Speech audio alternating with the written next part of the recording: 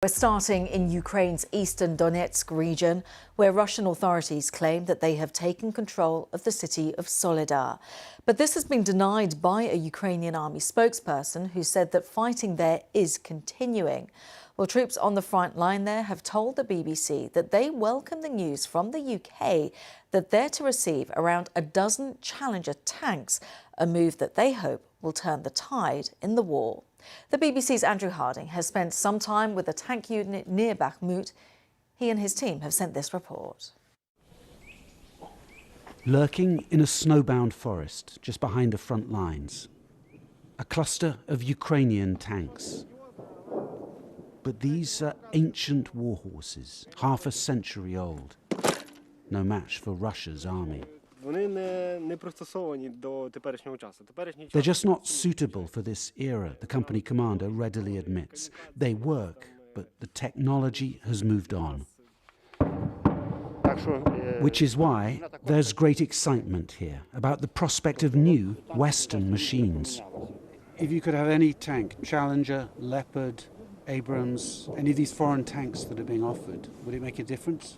I think Abrams, Leopard, Challenger is very good for us. Any tank? Any tanks, any tanks. It's help for us for victory. Suddenly, there's incoming fire close by. A hurried exit for us, and a reminder of the unpredictable nature of artillery warfare. We head closer to the front, towards two furiously contested towns, Soledar and Bakhmut. Ukrainian footage of a recent tank battle here, firing on the move. On a frozen hillside near Bakhmut, we watch more Ukrainian tanks in action. They call this section of the front line the meat grinder, a savage artillery war that has raged for months with precious little progress on either side. But the Ukrainians here insist that's about to change. If, that is, they get Western tanks here soon. If you're going to counterattack, if you're going to seize more territory, then you need tanks, you need mobile artillery. Sure. It's very useful for counterattacking, because infantry covered by tanks, for sure, win. And without that, these front lines are going to be stuck like they are. Yeah.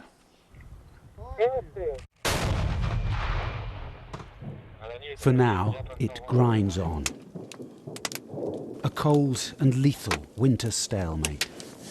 Andrew Harding, BBC News, in Ukraine's Donbass.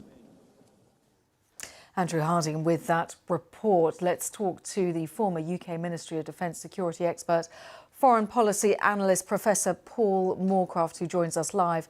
Professor, when it comes to what we're hearing from the soldiers there, the Ukrainian military on the ground, the importance of getting these tanks, we're talking about more than a handful of tanks, but not an immense number. But just when they describe this as a game changer, what are we to understand from that?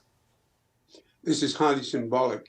From the Russian perspective, this is a move from a phony war where we're supporting Ukraine. This implies almost a direct confrontation between Britain and NATO and the Russians. The Russians will take this very seriously as a symbol, and so will the Ukrainians. But they have to understand that the Challenger 2 is a very good weapon. I saw it operating in Iraq and elsewhere. It's a good tank. The trouble is, it needs training. It takes time. You've got to get the squad. You've got to train the Ukrainians, probably in Britain, on the squadron, 12, 14 tanks. Then you've got to get the tank transporters. You've got to deal with this. The Challenger 2 has very specific ammunition for the rifle barrel. So it needs a lot of training. That will take, even if you rush it, 3 to 4 months. So although the Ukrainians are right to feel good in the sense that Britain has broken the logjam because they expect Leopards from the Germans, although it would be awkward to have Leopard tanks again in Ukraine or German tanks in Ukraine, the American Abrams. So this is in a sense is escalated highly symbolically, but it may not help the Ukrainians in time for the obviously very imminent spring offensive from the Russians. Is your understanding that the symbolic nature of giving these tanks, these particular tanks to the Ukrainian military, is that why this hasn't been done previously? Because let's face it, the Ukrainian military, President Zelensky, they've been calling for this kind of kit for a long, long time now. Well, there's a reluctance to escalate. It is an escalation, as I said, a symbolic escalation and a practical one, because if it leads, as I said, to Leopards and Abrahams, the Leopards are not so... We can afford to send 20 or 30 of the older Challenger 2. We're moving up the Challenger 3. But it's the training. We need to send a lot more practical equipment. And above all, not just missile defense systems. The Ukrainians need modern aircraft. And the original deal, which the idea was that the Poles could send some of their newer aircraft and then backfill, or at least their MiG-29s, and then backfill with new American aircraft. Apparently the Chinese stepped in. We're not sure about that, but that's probably what happened. So what the Ukrainians need is modern aircraft. And then, in a sense, you're moving to a real combat situation between NATO and Russia. It's important. It is encouraging the Ukrainians to fight on, even though they're going to be frustrated by the time it takes to train, as I said.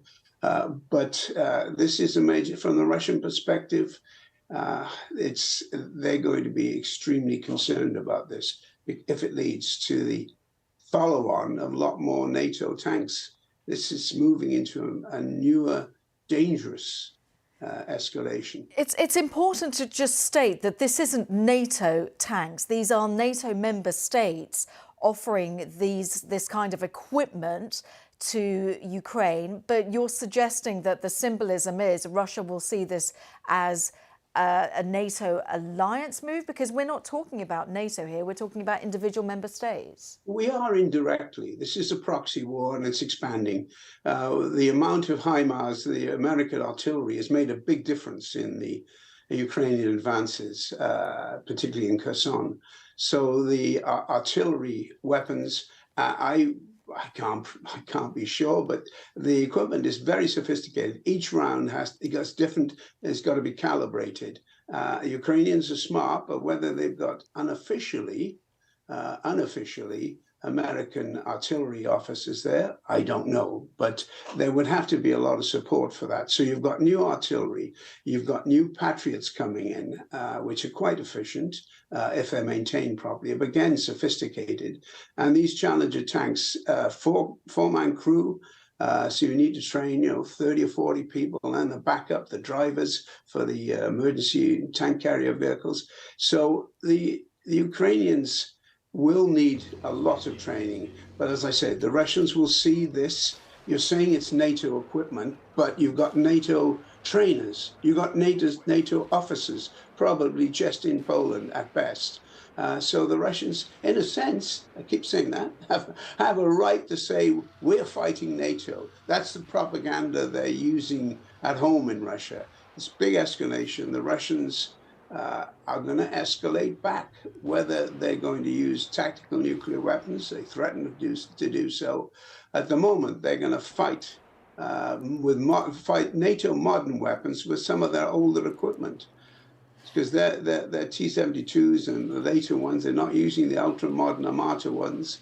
But the Russian tanks are very good. They've been modernized. The Ukrainian tanks okay, but as the interviewer said, the package said, they're 40 or 50 years old. The Challenger came into use, general use in 1982. The last ones the Army got was in 2002. So they're 20-odd years old. They will make a difference if they get there in time and lead to other NATO numbers. Professor Moorcroft, it's really, really good of you to give your assessment. I'm sure the Secretary General of NATO, Jens Stoltenberg, would deny that this is a NATO endeavour, but we get your point about the symbolism of this, and we're hearing the importance with which the Ukrainians are putting on the handing over of these Challenger tanks. For the time being, Professor Paul Moorcroft, thank you.